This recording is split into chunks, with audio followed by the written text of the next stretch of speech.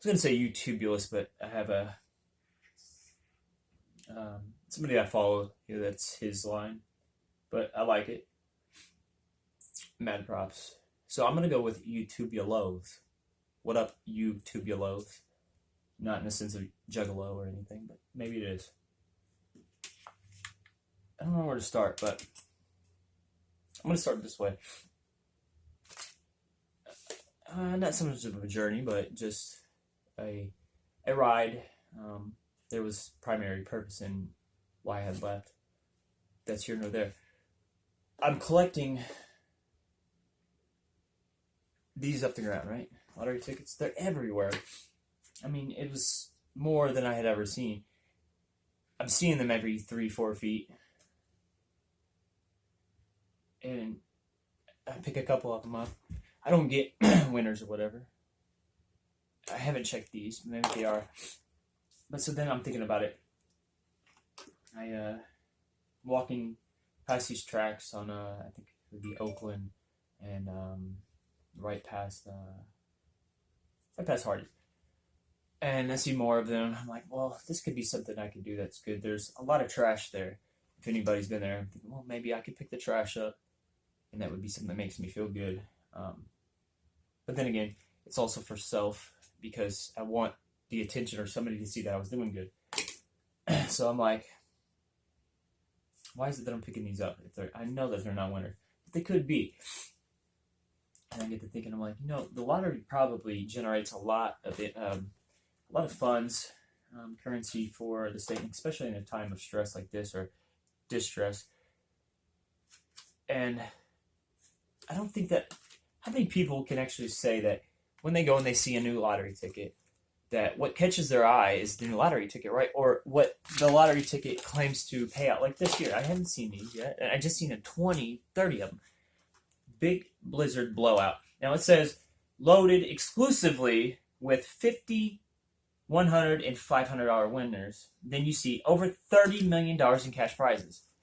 Being that these just came out, and out of our own experience of buy these for a day, do you really get the like the gratuity, or do you even get the payout to where you think that they've already had $30 million in cash prizes sent out, or is it just $30 million in cash prizes, which could be out of, as far as a fraction goes, could be 270,000 billion, trillion, trillion, million, whatever it is. So my question is, does anybody ever actually take these off the reel? Because most of the time they're in the glass or in the machine. Do you ever look at the odds in the back? Now, as far as I can read here, overall odds of winning, including break-even prizes, are 1 in 972. 9.72, almost 10. 1 in 10 people will win or break even. Approximate prize odds are 50. 1 in 14 and a half almost, which is 1/15th. You might win $50. And then it goes on, whatever. It actually goes lower because up to $100 prize is 1 in 30, almost 31. And then 500, 1 in 800. So if you were to average that out, those three there, that wouldn't even be an approximate odd of 1 in 9 or almost 1 in 10 because they're not listing the break even. Now, if you've done any type of research on it, and I really haven't, but once or twice, ones that I've actually seen other people by personal or past experience, I've seen others win more in the crosswords and such, and they've never died out. They might change the crossword here and there or throw in an extra bonus or whatever. I sound like a gambling freak, but I'm not. The odds are way less, and when you see things like this, it catches your eye, right? Because it's new, and the numbers seem to be revealing that that's going to be a cash break. But so that was kind of like that's really how my mind works daily, every day with everything. So I'm thinking, what good is this doing people if they're just throwing it away? They're throwing it on the side of the road. They're not recycling. They're not doing anything with it. Now, then I also got to thinking like, why am I keep picking them up? Well, there is good in that because now I'm picking up the trash. But as far as our state goes and the the state that our state is in, this is how we get ourselves out, not ourselves, and not how we get ourselves up, but this is how the state gets ourselves the relief in times like this. But is that a solution, or is that just something that keeps the cycle going? And today, I can honestly say that I'm not working against the government, and I don't want to be on either side, nor do I want to be in the middle of a race war or any of that, because I love people as a whole. Is this helping? Is this an addiction? Is this a problem? Does this become something that people worry about? Is this really something that can help? Or is this an escape? Or is it a cover-up? Or is it the reason? No, I don't want to, because I've had the thought in my mind that it's more than a thought. I don't want to say that people follow the things that I do, or that the things that I do are good, nor are they bad.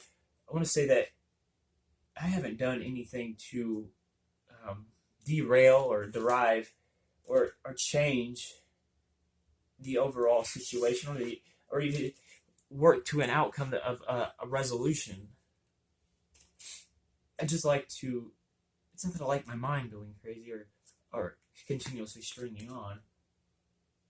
I think that people as a whole were always looking for a way out.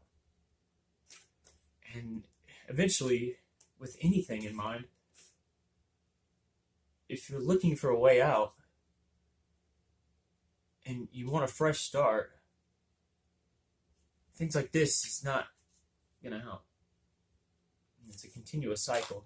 Now, later on, I would like to go from a deadline to 6 o'clock, just as a test run or test trial. Last night, which led into this morning, I was trying, because my idle mind will, especially in the dark at night, I will do things that don't benefit me or anybody else. Sometimes I will use drugs or alcohol, or I never let my mind slow down to even figure out why or what it is. But I know that as soon as it starts to get dark, that's when my energy level starts to go. It's like my heart rate races just a tad, and then my adrenaline pumps, and I chase that adrenaline rush, and I'm like, okay, I know people that are out at night, and then anything that happens at night is bad. Just about. I mean, if you think about it, we have to use energy that we pay for, and not just in a cash value, but in the long run, we're using resources that could be used for other reasons, and we wouldn't be worrying about fossil fuels and wars and all that shit if we weren't using the light energy at night to see. So everything kind of ties together, and we could go on and on all night and just continue to loop this. So back to what I was saying, my idle mind isn't good for me. Sleep's good for everybody. Not too much sleep, but things become a vicious cycle when you abuse your right or your time or the light or resources. So I try to keep my mind occupied. Well, last night, and then I get the paranoia and all that kicks in. So last night I'm trying to, if you look here, this little TV here, it was a little prison TV or whatever. Well, one, I didn't want to wake my roommate, so I took the sound off the bigger TV and I put it on my little prison TV. Plus, it was something that consumed my time, hooking it up, and I like lights and all that, whatever. I back up a little bit. I'm looking on the TV, the bigger TV, and I'm having this sense of, not that I want to sound like a crazy paranoid freak, but people pay attention to what other people do, whether you have interest in what they do or that person at all. So I had been thinking that, well, I want to say no, but I don't want people to think that I'm absolutely nuts. People have been watching me, and it's not just regular people, it's people that I've looked up to. So, for instance, last night, I turned the TV on and I'm like, the one thing that I could almost be sure of is if I'm watching not an infomercial or anything like that, but I'm watching something that comes from Scripture or comes from God or has any relation to Christianity in any way or whatever, I should be I should be safe and not have to worry about being watched. Well, I see these cues and clues and hints and pointers that their eyes would follow my eyes or my movement, which really sounds nuts. I don't want to prove anything to anybody, but if anybody wanted to be proved that, it's really not my time nor place to do that, and I don't think that I should. I don't think that it has any good or really any meaning. But for myself, I have concluded that yes, it's not that I'm communicating with them, but I could say something and I could get a relative answer enough for myself that reassures me that yes, I'm being paid attention to as well as me. As much as I'm paying attention to them and what they're saying, there could be a relation in that where they answer the question that I had just asked, or anything that relates to. Well, I don't want to get too deep in that. Anyway, so I'm watching all these shows and whatnot, and it's like 3 in the morning when I start. It's 7 in the morning when I finally concluded and I got the TV set shut off. I see nothing but like funds. Well, first of all, I gave away the Bible that I had wrote his name on. It could be in my search criteria on this phone, so I can get back to it. But there was this pastor, or ministry leader, maybe, and he looks. A lot of people have been looking like people I've known in my past, but there was an individual that I met. I rode around with him. He's got this Tesla, brand new Model S, and if anybody knows anything about those, you don't just go to a car lot to get them. You order them, and if you wanted the newer model per se, you update your car to that software. He hadn't updated it to the newest software, I guess, so it had the capability to drive itself. That's another video, another time, but that was an amazing ride. I see this pastor. It catches my eye because his face matches that individual's face, but his being in his body, I can tell that it's a different person, but it catches my eye. Now, like I've said before to people, like, it's up to the individual to notice the signs that God gives us. I'm not going to say people would be lucky to get at least one a day, but everybody does. It's just the capability of noticing and opening your eyes to realize. And it could be a scary thing, or if you take it the right way, it could be a good thing because God's watching over all of us. He's with all of us. Not like a bragging thing or anything, but it happens to me all day long, every day, and then it makes me feel crazy, and it makes me think that other people think that I'm crazy. But it's like a gift that I've kind of turned into a curse for my own. So I'm watching this guy, and then I'm like, nah, here we go again, this crazy cycle. I think people are watching me. I'm on TV, whatever. Well, I know a little bit about light emitting diodes. I'm gonna back up. Tupac, remember when he was on the stage and the hologram and all that, and everybody thought that was crazy. Well, I had already done that. I had somehow stumbled across this technology that I didn't even mean to do. I could take these light emitting diodes, these LEDs, and put them in the corners of the room on every single like an angle or anything that was to be an acute angle or less than 90 degrees. I would put those diodes there. And for instance, I could have this in this room, but now all these light emitting diodes, which actually could be a camera. It sounds crazy, but that's what cameras are. They use light emitting diodes as their technology, as their primary, as the actual or the primary technology in that. A remote control uses a very, very, very, very faint amount of electricity or power to where it's called infrared because you just barely see that little bit of red because of the shield that's over, like the glass that's over the diode itself. And it sends out a faint signal, and that's how the component correlates or responds to the remote. It's an LED. All of these lights, and then like TV screens, you could say, hey, look, or this computer screen, you could say, hey, that's not a camera. The camera's right above it. Well, if you look at that camera, what's in that? The center of it is a light emitting diode. Well, if you think about it, a TV screen or anything that's backlit with an LED is strips of LED lights, right? So, with that being said, you can't conclude or even say that it's impossible for a actual screen to see what you're doing. And that's just breaking it down. You know, if anybody knows or has spoke to me before on a personal note, I've said that my mind goes crazy and it just never sleeps. It never gets that rest. Because for some reason not that I've dedicated my life to, but I get uneasy when I don't know how things work or how they have got here, their purpose, where they came from, who did it.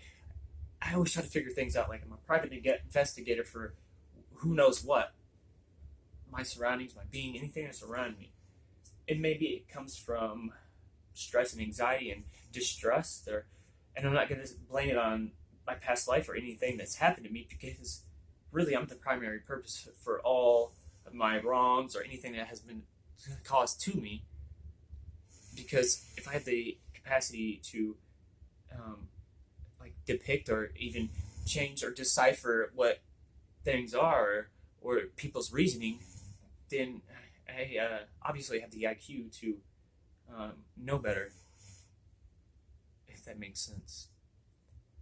I'm getting off topic. So I'm speaking, and now I'm worshiping, and the individual says, the lead pastor that leads his ministry, says something that really catches my eye, and then it reassures me that yes, they're speaking to me, and speaking back to them.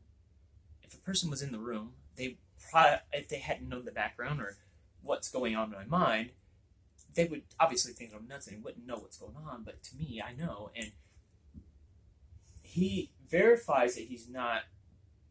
Even a pop-up comes on the screen, and it's like Indiana or something.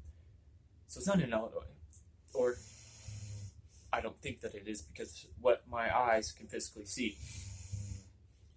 But he says, now if I said Sycamore, how would you spell it? And it's like something he's saying, like off topic to what I'm saying now. And I'm like, hold on, wait. SYC. What if I said I was on 420-something Sycamore? And I'm on 6-something Sycamore. So, and the stretch of this block could be, no? Oh no, I've never actually looked into it, but it's possible that this could be twice as long as a 100 block or a city block, or whatever you call it. But that opens my eye, even though it's not prominent proof.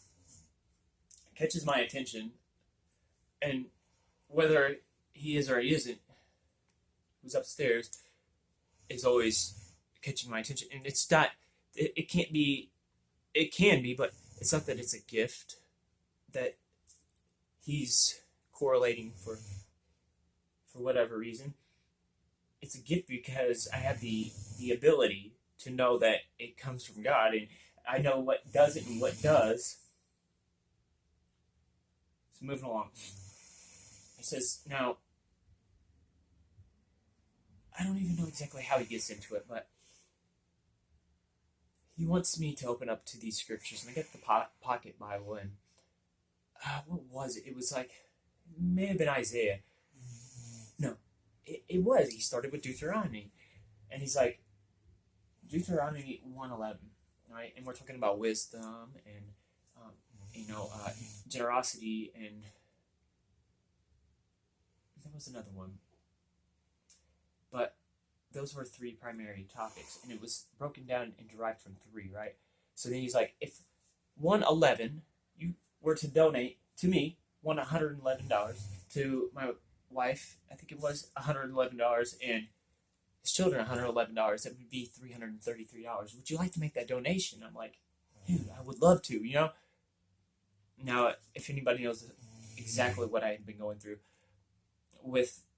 I'm not entitled to anything from the state because what I did for them, what in my mind, what I think I've caused for not only the state or the nation, but I feel like I'm really like I'm not the best influence. So, what if I've done good for anybody?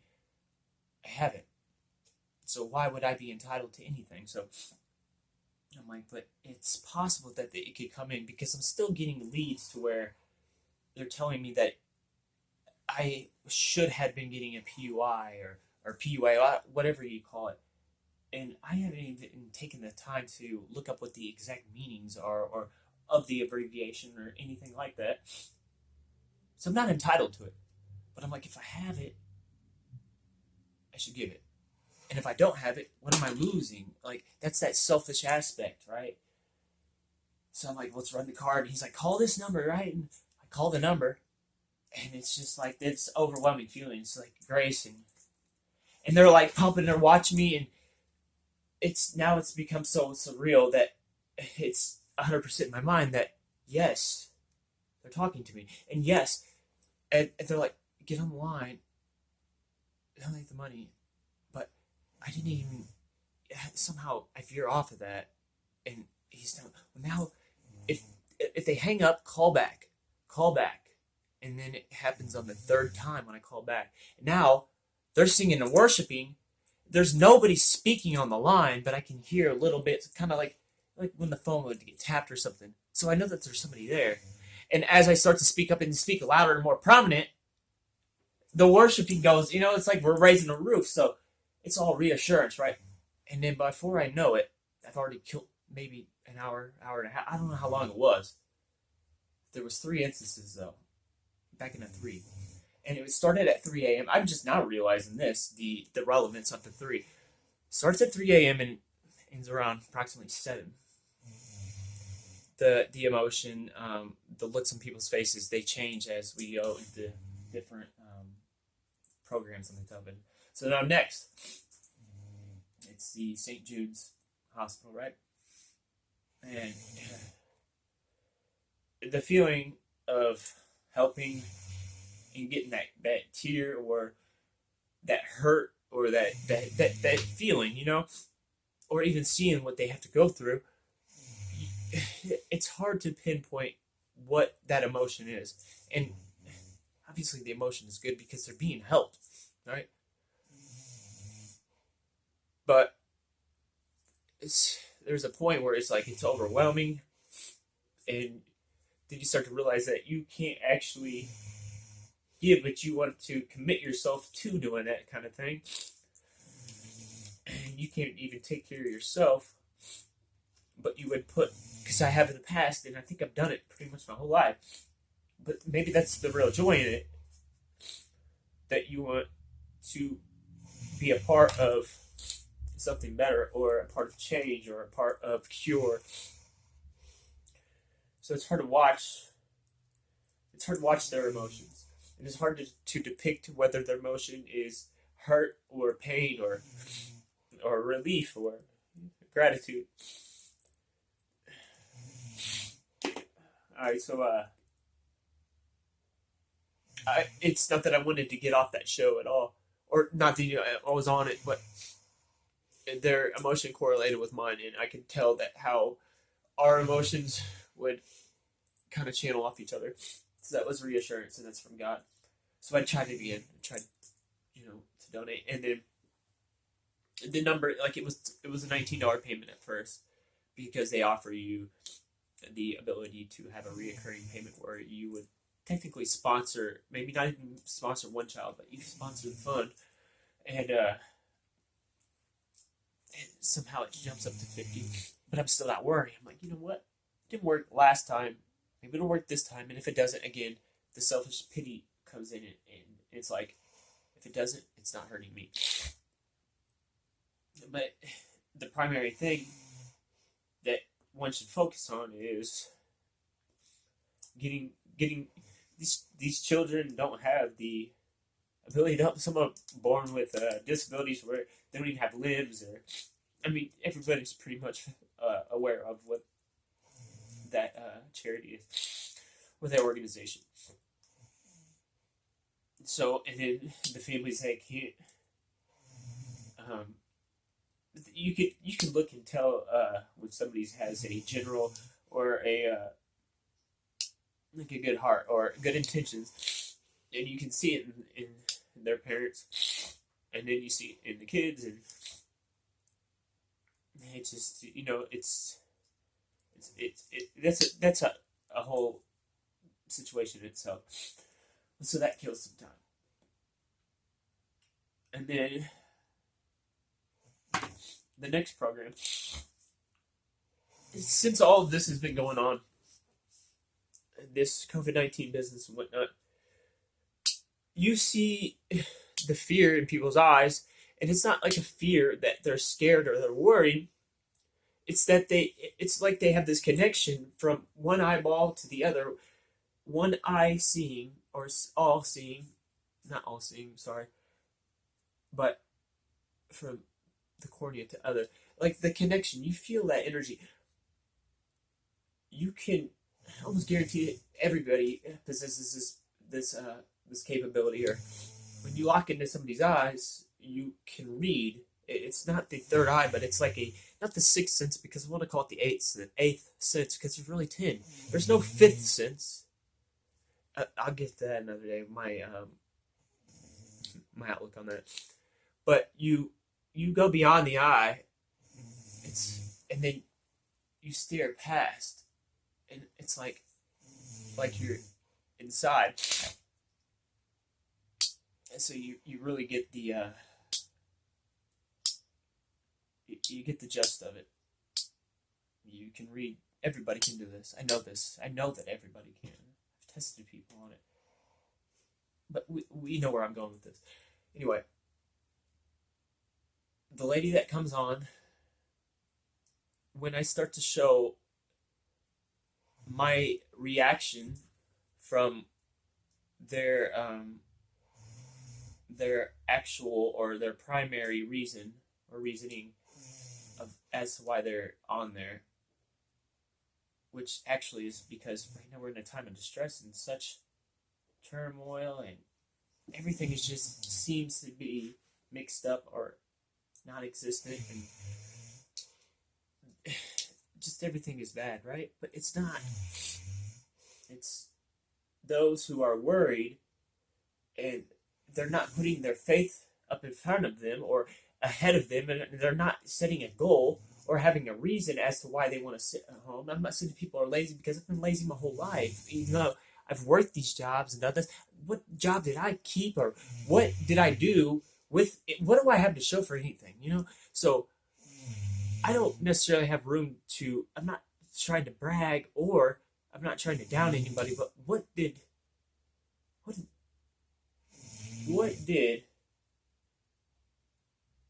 the good do that anybody had these funds or other jobs?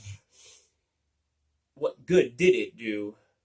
Not for themselves or their immediate family, but what did it do for others? Because there was people like me who not only took, but would try to get let's put it this way, a hustle.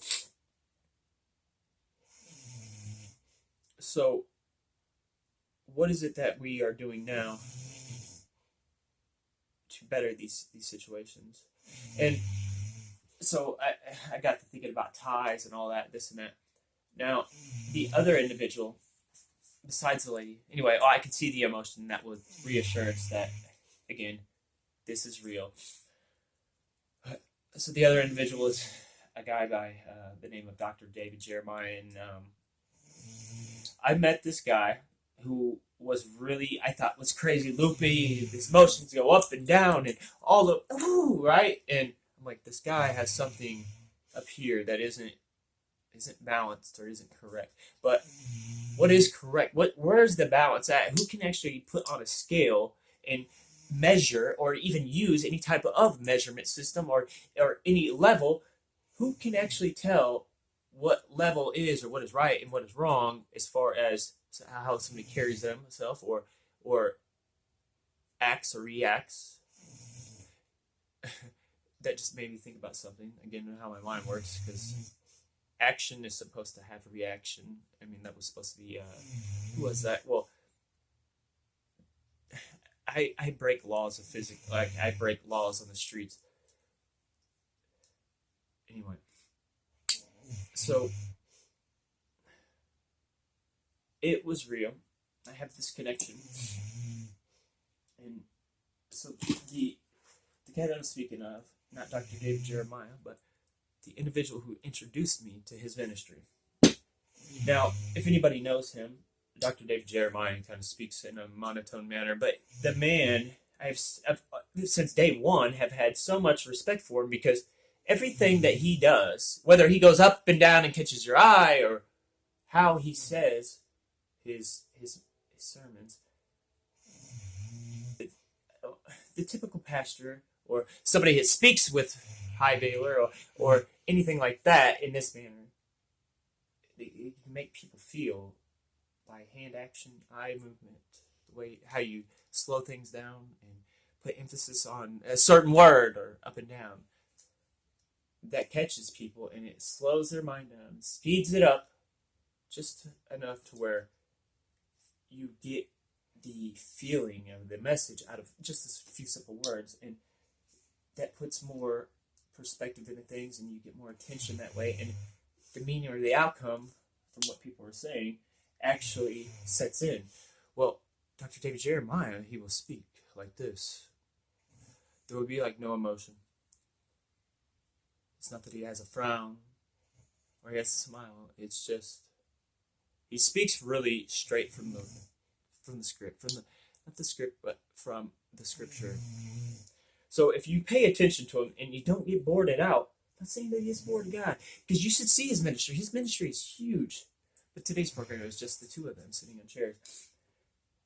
I've always been keen to it, and I've always had a liking to it for some reason.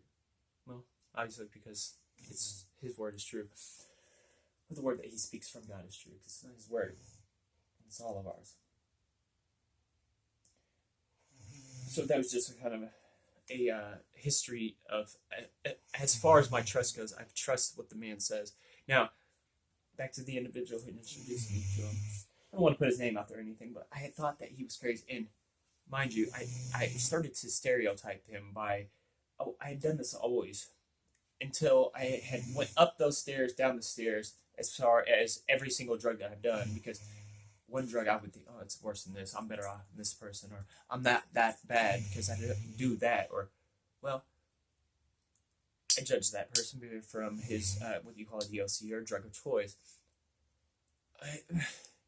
It's kind of opened up a mindset, or a thought process, and a stability of, I can relate to that individual now that I have done that certain drug. And not saying that that drug made me that way, but now I can relate to him, and I believe him that he's not loopy or crazy.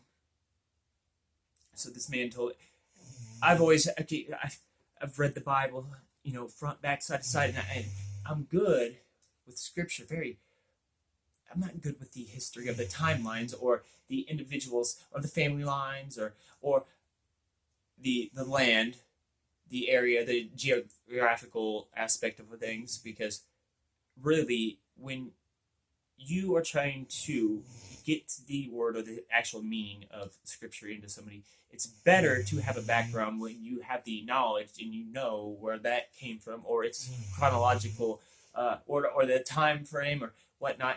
Because if somebody asks that question, or the question arises, and you're not able to answer it, you then almost have an obligation to try to convince them. And it's not that we're trying to convince anybody, because the word is true. And the word's already planted in you. So this man that introduced me to Dr.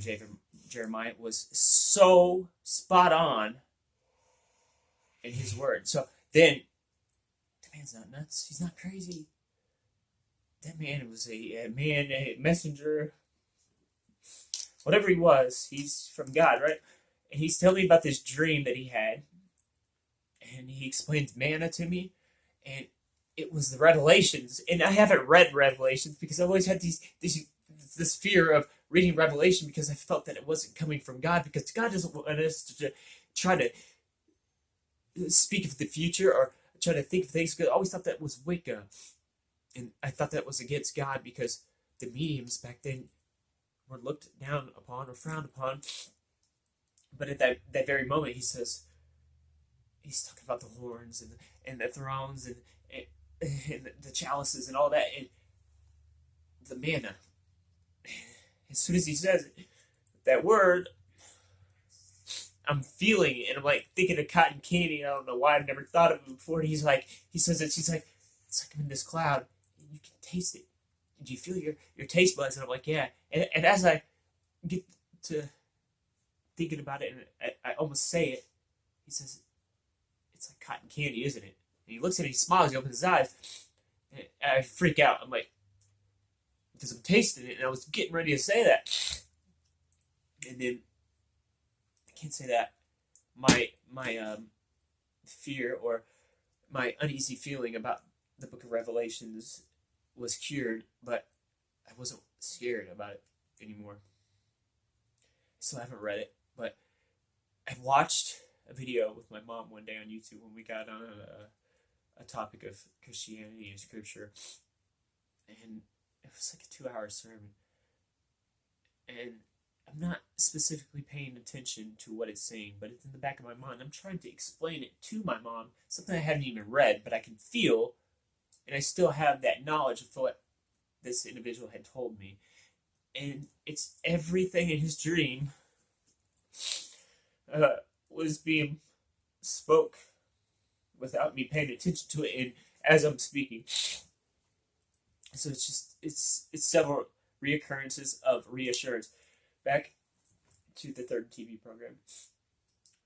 Now, as I say, he doesn't really show that frown or that smile or that emotion, and I'm looking at him, and he's looking at me, and he's getting not a mean or an angry look, but a look, because what I know from the feeling and the connection is I wasn't getting angry. I was getting to the point where I wanted to go do my thing.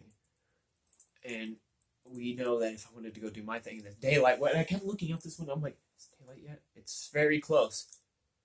And if you can pay attention to somebody and have that connection, you know when their intention is to listen or if their intention is to kind of drift off.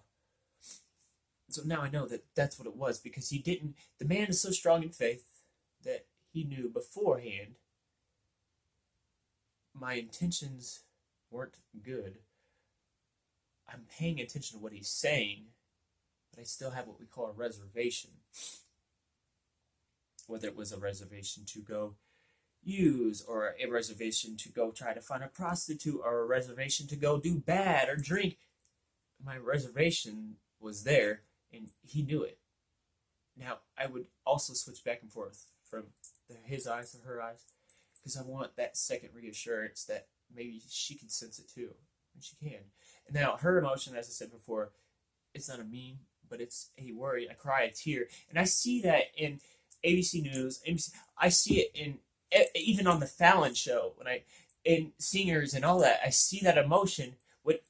If I'm not paying attention to it, it's all good. Yeah, happy.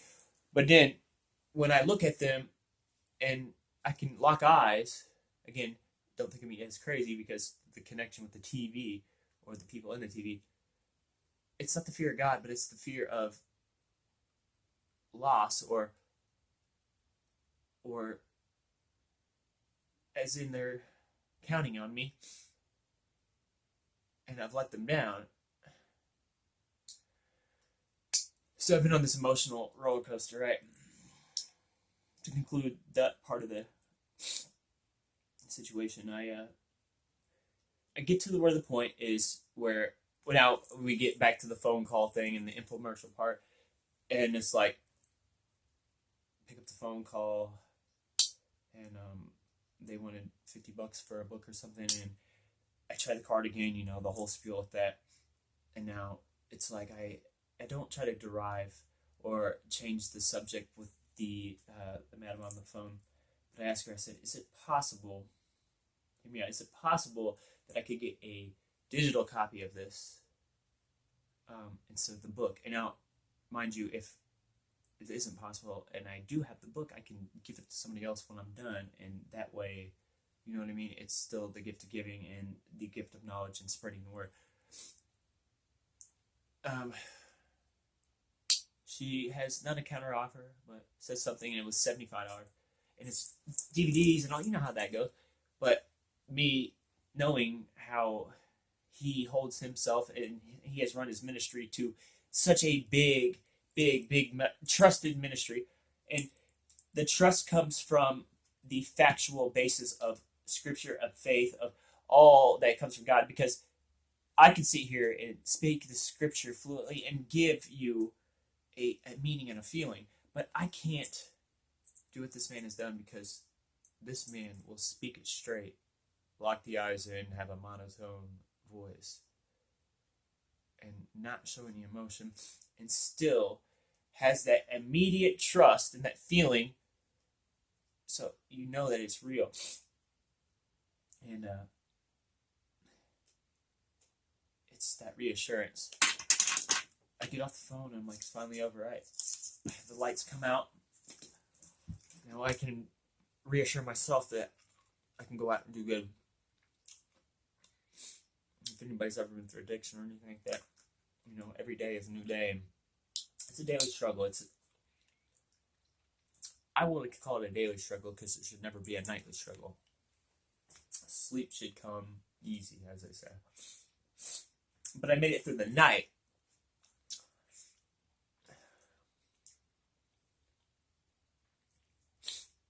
I go to turn the TV off. I press the button and turn around. I'm like, okay, it's over. I didn't want people to think that I was rude by turning the set off in the middle of it, but I didn't trust myself. Turn the set off, and mind you, it's not even fully light yet. It's getting there. Turn around, TV turns right back on. Turn around, and I see his eyes again. And all I did was reassure him that his motive and thought was real. His intention of my intention, not necessarily pinpoint, but he knew that he didn't have my full divided attention, because there's something still roasting up back there. And I proved him right. Make a long story short, I made it through the night. But now, what I have done, since I didn't put full effort into one thing, I have 3 things without even writing these down. It's not that I owe, but I've given my word. Who knows if my word is true? God's word is true, but I've let people believe, and it's not to say that I strung them along, but I did it for my own sake, because I didn't want to use. So now, think about this. So I had a little bit of money in my pocket, right? So I made it through the night. My purpose for that was so I wouldn't spend the money. But then when you come down to it, you start to think, well, if I don't donate this money, the burden, or if I do, how am I going to make it through? But God has provided so much my entire life. He's given me enough to hurt myself, to know the difference. He's given me enough to make it. He's given me enough to actually be able to share and help somebody else make it. But he's also taken it right from me and put me in positions where I have to start over. Because if an unborn child doesn't know, they know you can get that immediate sense from birth. But if you're not guided and not corrected, you're still a child, because you don't know right from wrong. It takes years. That's why they have a set amount of time, which at the age of 18, you're legally able to leave your parent. And you can't just have one parent. You got to have both. And I know this from experience, because I've held this grudge, and I don't even know why. It's because I grew up on Family Matters and Full House and all these ideal families. we're not going to talk about that. This isn't about me. Anyway, so now I have these three. And worry it comes from, the disbelief, or it comes from not knowing and the fear of not knowing. And I can't worry and add that to a worry list. You've got to knock these stones out when you set goals or whatever. So I have to find a balance between self-will, self-pity, self-knowledge, the balance between word and giving my word, because credit's not just a number that a union or whatever that a person monitors. Credit essentially is your word, and that's what you are worth. So now I have people counting on me. But I can say this though, if it wasn't for the middle program, St. Jude's, I wouldn't be doing this podcast or this segment or this video, this stream, whatever. I wouldn't be recording this about this topic right now.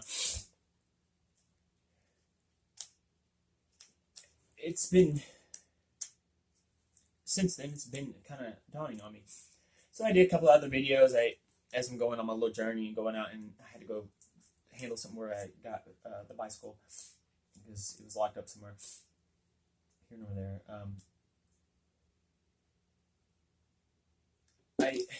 I try to vlog things now so I can go back on it. And, I'm not very good at scheduling. I'm not very good at remembering things because I try to take on so many things because I like doing good and it feels good, but it crashes. I can't handle everything. And I don't even, sometimes one thing falls, I'll pick something else up. But in the middle of all that, there's still 10 to 15 other projects. And then there's little projects for self. And there's things that I've told people. And then I forget. And then I run into them. And then it makes it seem as if I'm lying because sometimes I wouldn't even remember who the person is. I tackle on too many things as if I can handle these things. And I can't even handle myself. So what I'm saying is, I get on there, a little video, I record it, or stopped it, whatever, I talk about feeling good, and, because looking good is 75%, maybe 80, maybe more than that, of 75% of feeling good is looking good. So I was going to treat myself, spend $10. Actually, I can't even lie, I was going to try to get a whole outfit, and then I had a second thought, and then I was like, no. So I get back on, and I'm actually doing a live this time, just to clear my mind, or even show progress report on how my little small journey went, and kind of actually, I was gonna try to get some leads for tonight. I might start. I was trying to. We're a little off schedule. I was trying to have that ready and being recorded on the live at 6 o'clock p.m. Central Time, and then by 7 o'clock Central Time, again, that would be where I re-air it or whatever. I'm not going to explain all that, but and I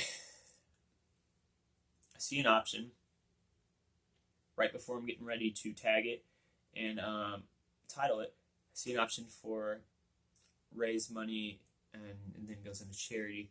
So I do that. I click on it.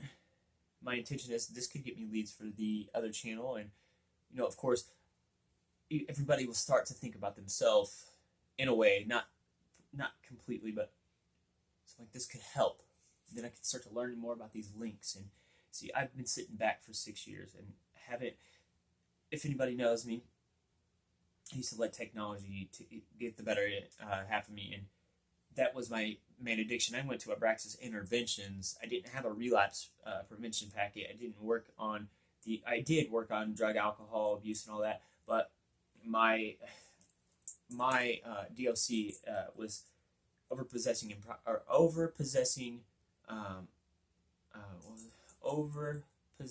material desires. Yeah, and if anybody knows, insurance only pays up to 120 days most people would sit there and average 70 days. It was a 90-day program. I almost hit the record. I hit 124 days. The only other person that had done it longer was years ago, right before they switched from 6 month to year month or 1 year and 6 month programs down to that 90-day program. I hit 124 days. It was 4 days shy of. It don't even matter. The numbers don't matter. But that's how messed up I was. Another time, an individual, a counselor that I had grown this liking of, very down to earth, would put her life on the line for her clients, and low key, I was pretty much the primary reason why she had an ultimatum, and it was demotion or fired, and have that on a record. Nothing might be going through your mind, nothing like that. She vouched for me to keep me out of trouble when I was the reason I messed up, and so I got to thinking, and I'm like, uh,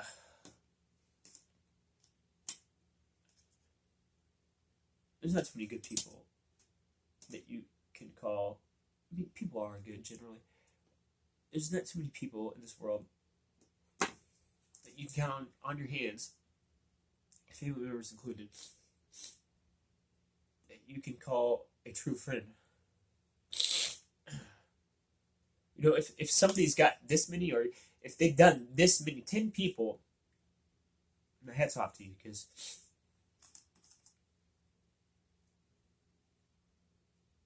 I used to have 2.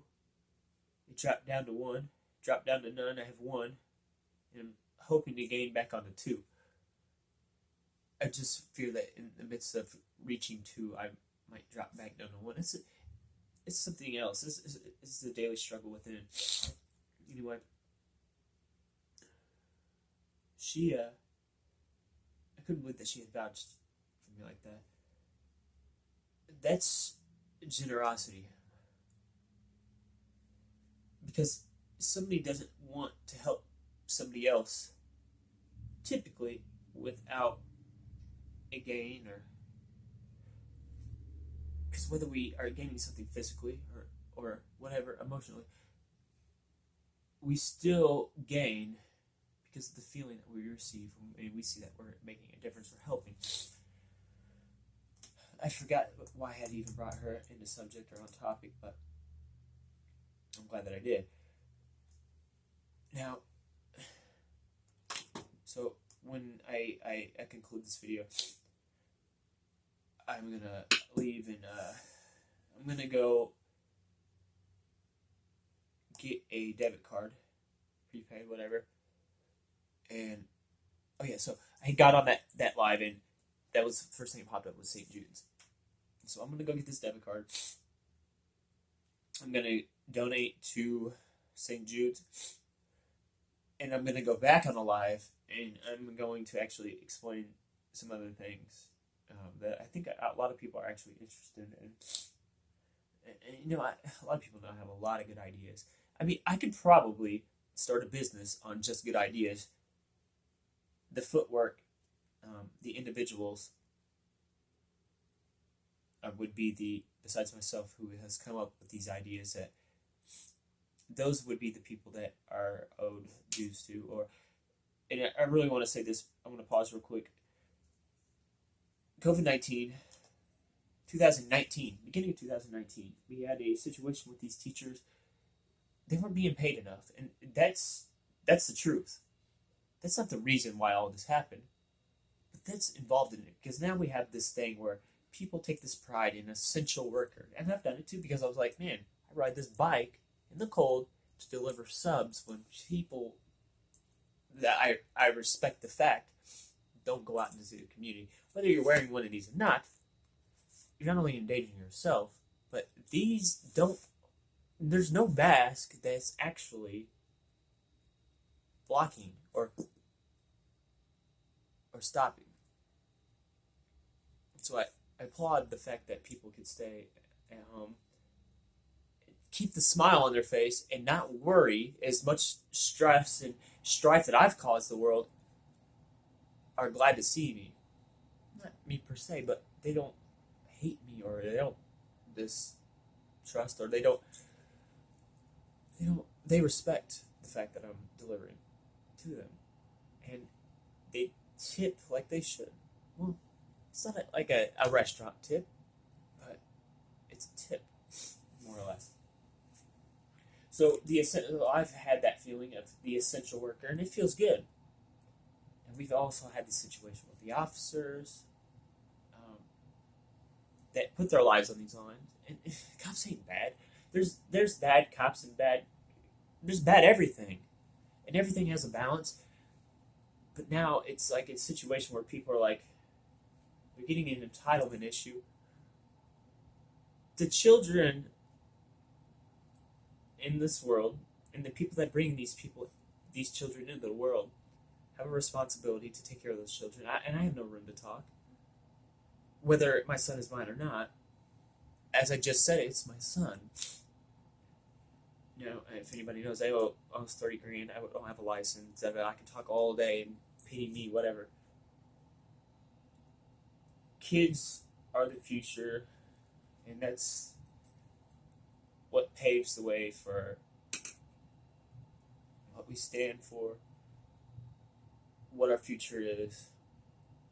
And if we're working for anything or we're trying to get out of anything, it's for them. So 7-8 hours a day, who is watching your children? Who was? And who was teaching them? And who has a salary, lucky to have a salary of $30,000, who does that, and it's nothing. So these teachers were entitled to it. It's not their fault that they went on strike and do that. I applaud them for doing it because people have to stand up for what they know and what they're entitled to and their beliefs. And that's true. Police officers put their life on the line. Just because one has done wrong, they can't take it out and hate somebody that's just doing their job. And they're trusted and entrusted into that position. It's just like a judge. You have to work your way up to that. And man can judge man if man has that ability to and has been put in that position, because not only are you trusted by man, God has to have a certain trust in it too, because if God didn't put a man above another man, now God has to come in and regulate, and God can't show himself. He can't even step foot on this earth, because then it unevens the balance between the God of earth, which is Satan, and it gives too much knowledge. We can't capacitate that knowledge of seeing or knowing. See, there's a balance here. And then when black on white race wars and all that goes on, it's all a power and entitlement issue. What does that do for the cause? What does it do for getting us out of the situation we're in? It does nothing but it causes more strife. So now we went from an essential worker as a teacher to an officer, and now the officers' money is getting taken, their pension, salary, everything is getting taken from them to try to balance out what was owed to the teacher. Nobody's at fault here, so don't get that as the idea, but I'm just trying to make sense of things better for others, because this makes perfect clear sense to me. So now we move from that, and now we're in this state, right? So now an essential worker is cell phone workers, AT&T, Verizon. Now you know the merger between T-Mobile and Sprint. Delivery drivers, any food service worker.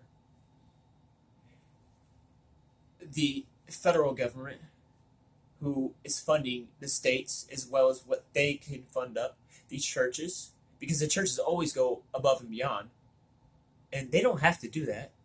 Yes, they get paid back in federal funding and state funding and the taxes and whatnot, but if a church's primary purpose is to spread love and the word of God, they're going above and beyond as well. They're not making a profit off of it. besides the good works of God, and great, they're going out of their way. And then we have this issue with the churches where we're scared to leave, and when we do, our minds are all boggled up, and there's too much unnecessary thoughts, and the word isn't getting construed like it should be. And we've got individuals in places and positions that they're not certified or qualified to do, not even to speaking on the church's behalf, but translations from over years is not enough confusion. And now we have the untrained leaders in the churches, and the word not only gets misconstrued, but now it's not necessarily non-existent, but we're speaking as I'm speaking now. We're not speaking from that passage or with the knowledge of. A few weeks ago, I was speaking, or not speaking, I was a lead pastor had come in. God rest his soul. He just had been cleared, and he just had survived the coronavirus. And he has a little bit of anger. It wasn't as big of a crowd, and that was part of it. It's not because he needed the funding or his life was falling apart. It was because the long term situation here, and people are forgetting to pay attention to what God's will is, or even that they're not taking the time to research what the word means, or they're not speaking from the spirit or heart.